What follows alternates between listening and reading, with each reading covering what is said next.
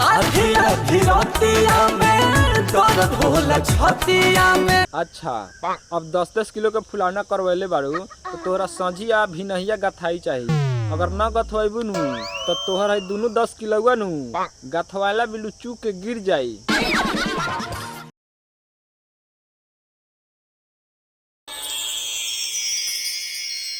तो का हाल बा भाई लोग, ठीक बानू?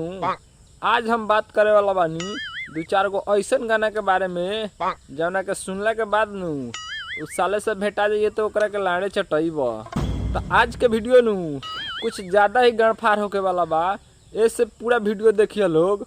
और वीडियो स्टार्ट करे से पहले नु एगो छोटा मोटा बात बतावे के चाहतानी कि ए वीडियो के सिर्फ एक ही मकसद हवे, आप लोग के इंटरटेन कइल, नहीं तो केहू के दिल पे ठेस पहुँचावल। हंसिए लोग और हंस के भूल जाइए लोग। आ देखे बूढ़ा बसे आन सिटी जोरा मारे। तब भौजी के का नाम बानू कि देखी बूढ़वो से आन सिटी जोर मारे। तो ए भौजी हे तरह फुलौना लटकेबू और ये तरह ड्रेस पहनबू नु तो बूढ़ऊ अभी सिटी मारता, बिहान से डंटा लेके भंटा जब वो अपन मोटका खियावे लागी नु तो तोरा खानता में जाए के मन करे लागी, समझलू? हमारा में ऐसन का बखूबी चाहेला सब है जाई डूबी डूबी। ए भौजी तोहरा में नु मलाई वाला हाबरा के पुल बा, यही से सब केहू चाहेला एक डुबकिया मार लेवे के। देखी होई जाला मन बदतमीज हो। अच्छा तो रितेश भैया के का नाम बानू देखी होई जाला मन बदतमीज हो। तो ए रितेश भैया तू अपन मन के तमीज में कके रख, न तो भौजी वो अपना हाबरा पुल में डुबा दी नु तो सर वही में अल्लाह के मर जइब। केहू साँझ मारे लाइन केहू भोर मारे। अच्छा तो भौजी के का नाम बानू केहू साँझ मारे लाइन केहू भोर मारे। तो ए भौजी हम कहतानी कि तू बच के रहिया, न तो केहू लाड़ में कवाच लगा के अगर तोहर गाँव मार दी नु तो छरपटा के मर जइबू।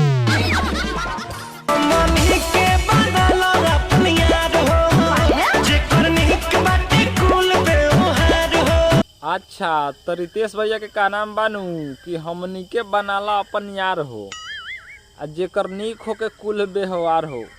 ए भैया चलो तनी रितेश भैया के व्यवहार देखल जाओ। जादू जी के देबू बाबूहान के बड़ा दे डिमांड बाटे तोहरा सामान के। अच्छा इहे बा रितेश भैया के चलितर, ई सब काला के बाद नु रितेश भैया बना तारे पवित्र। आधी आधी रोटिया में दर्द होला छतिया में। अच्छा अब 10-10 किलो के फुलौना करवैले बारू तो तोहरा सझिया भिनहिया गथाई चाहिए। अगर न गथवाइबू नु तो तोहर है दोनों 10 किलो नु गथवाला बिलू चूक के गिर जाई। बाहरना तो जरी के हो सूती आगिना जवानी के सूती। अरे साले कैमरामैन भौजी आजकल ना ठोकती है का कि भौजी के जवानी के आगे नहीं खे बुझत रे। तो ले है कुली तू ही देख ले। अच्छा तो दिखाओ।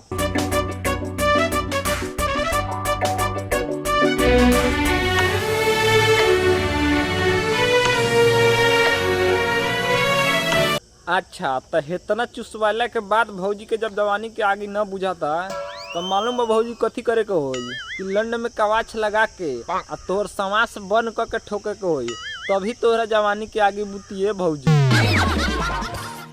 कोयली के कुहुक कुहुक कहावे। कोयली के कुक कुहकावता आ कि साला बोको लेखा बोबियावता रे। गेले टंगरी बुघारे छुए जो बना हमारे छुके भीतरी से करे लटराई। तो ए भौजी वो अभी टराई करता है, कहीं निहुराई के फ्राई करे लगी नु तो भौजो गणवा फाट के नु लड़वा घुस जाई।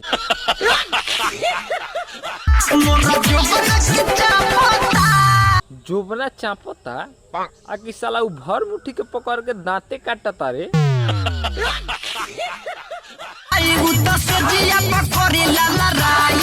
अच्छा तो छुपावत काहे बारू ए भौजी, उ लड़ाई ननु करेला, उ रात भर तोहर गथाई करेला। वही सुतेला खोजता हमरा दीवार के माल चुवता।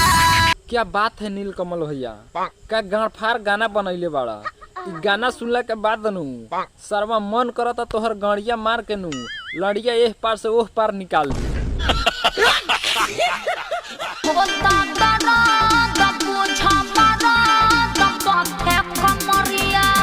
तो ए भौजी औगारे पेलवा लेबू आ कहबू होता दर्द बथे कमरिया तो मारदा तोहरा के जारदा खिया के जब मारे लागी नु तो गर्दा गर्दा उड़े लागी। तो आज के वीडियो नु यही पे ख़त्म करता नहीं। अगर वीडियो अच्छा लगा था तो चैनल के सब्सक्राइब करके बेल आइकन प्रेस करके ऑल पर क्लिक कर दी, ताकि हमारे जितना भी गणफार वीडियो आवे नु वो सबसे पहले रउआ लोग के पास पहुँचे।